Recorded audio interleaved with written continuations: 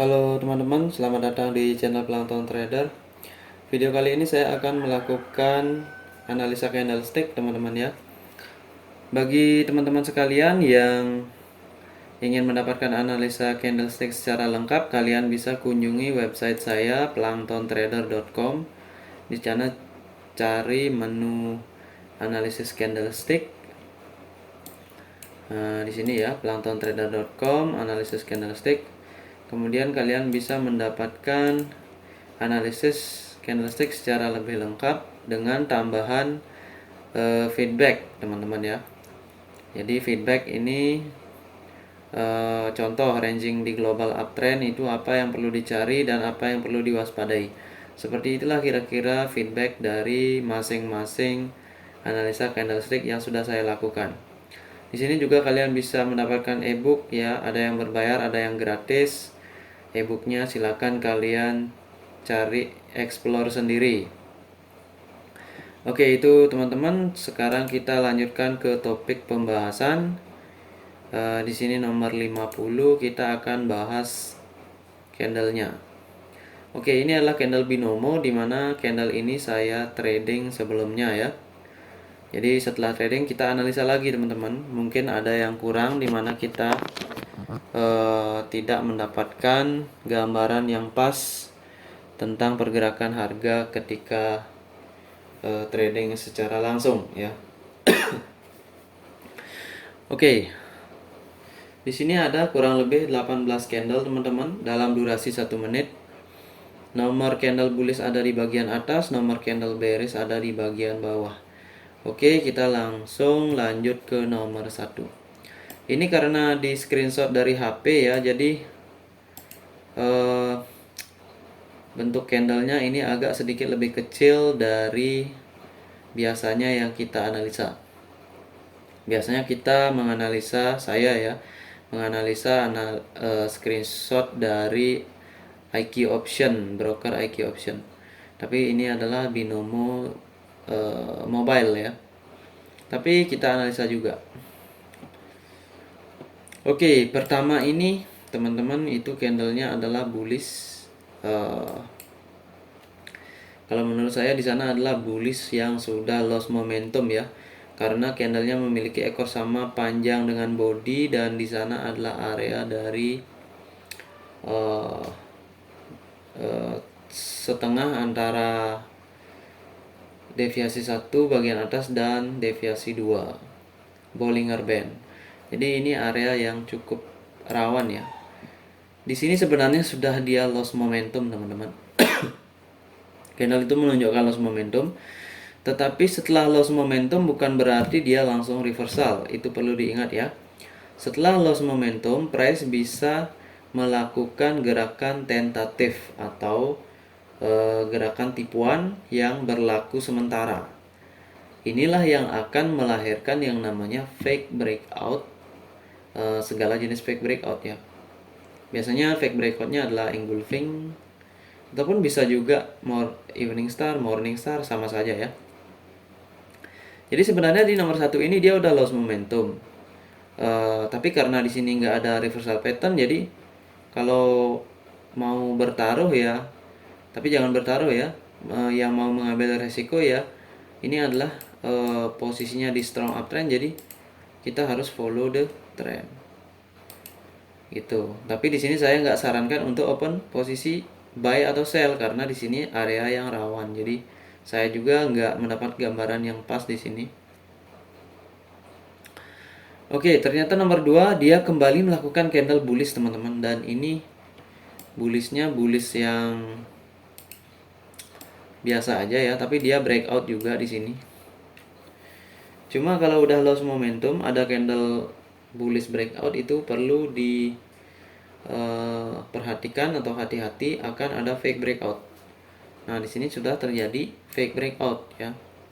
Karena kenapa? Dia breakout tapi dia kembali lagi turun, bahkan melebihi opening dalam 2 candle. Itu artinya fake breakout, dan area ini adalah area akhir atau akhir dari sebuah tren, atau di mana tren sudah berakhir karena loss momentum. Biasanya kalau loss momentum pas kalau marketnya ranging, cenderung dia akan melahirkan fake breakout ya.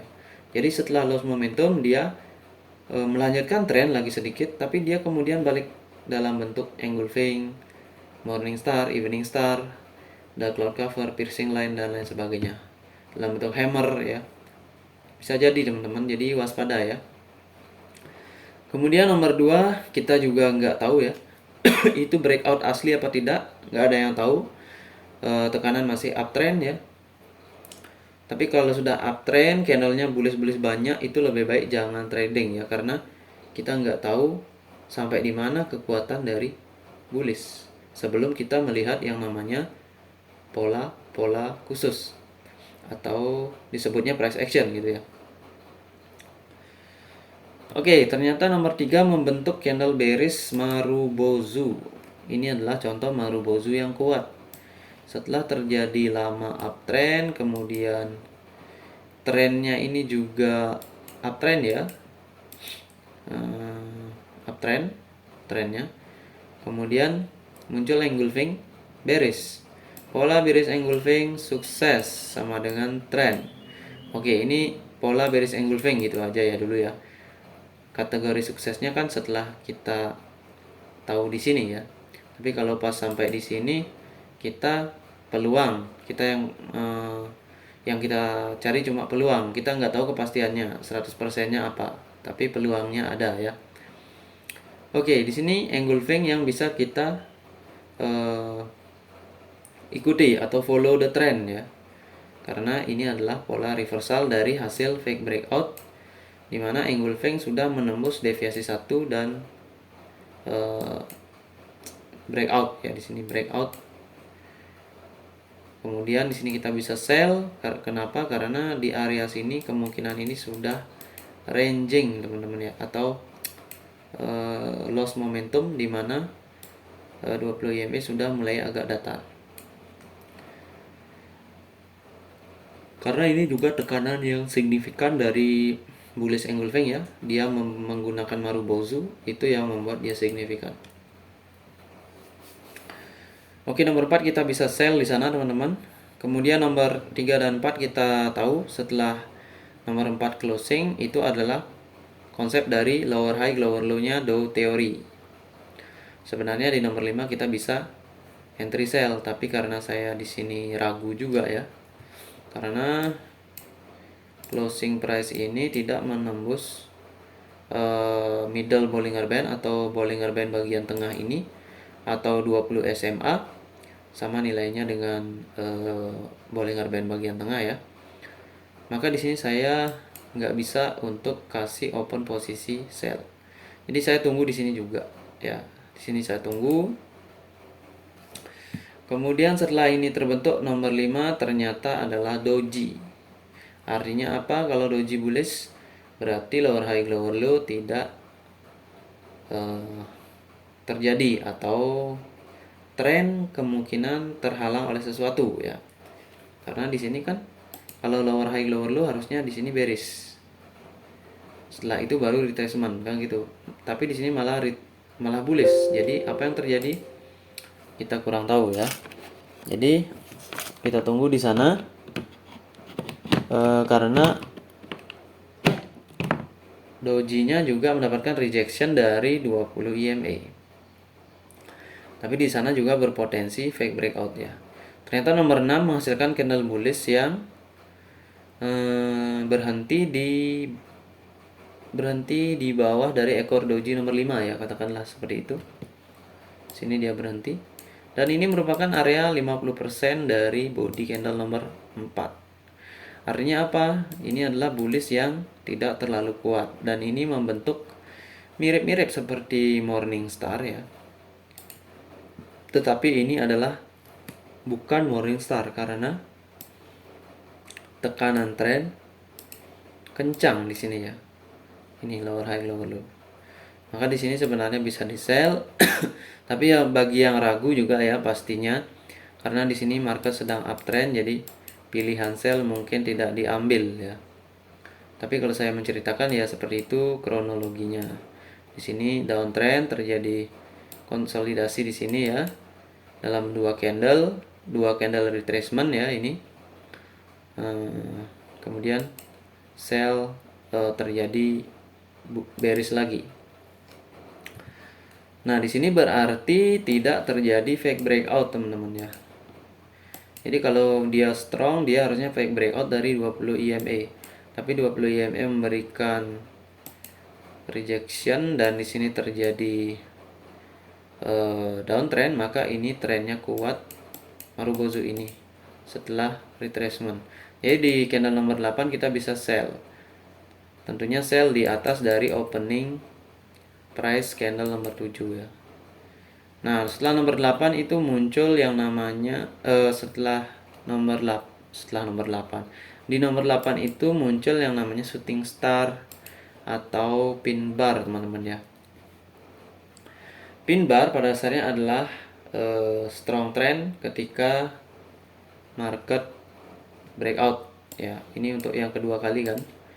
Trend retracement, trend continuation. Dan di sini kalau ada pin bar begini yang close-nya juga di bawah dari level 50 EMA, dia harusnya kuat, teman-teman ya.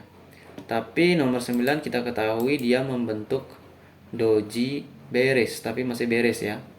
Artinya di sini pin bar ini sudah tidak berlaku kuat ya, atau tidak memiliki kekuatan.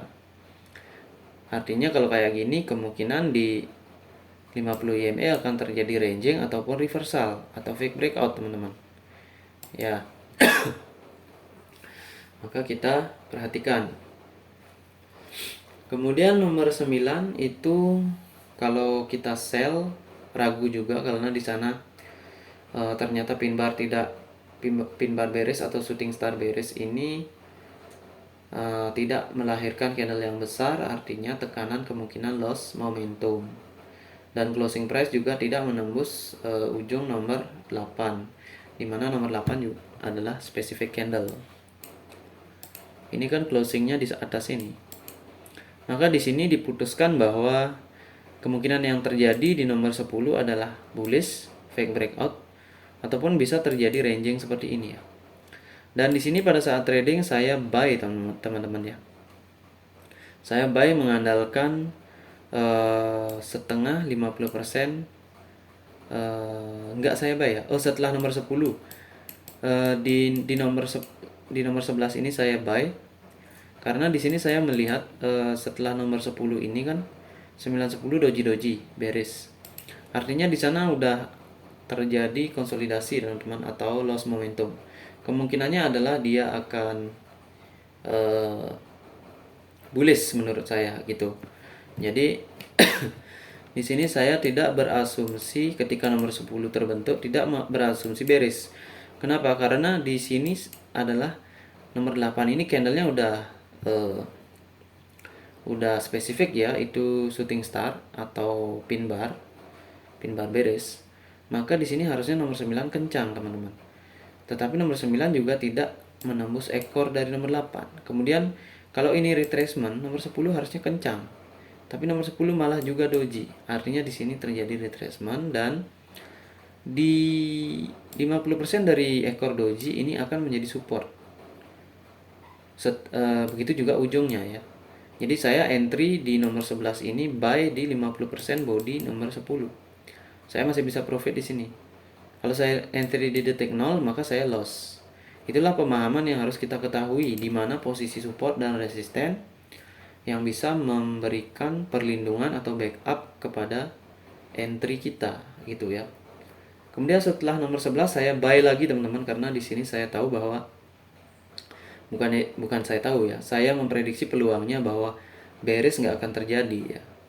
Karena di sini dia membentuk bukan lower low lagi di sini, tapi higher low ya.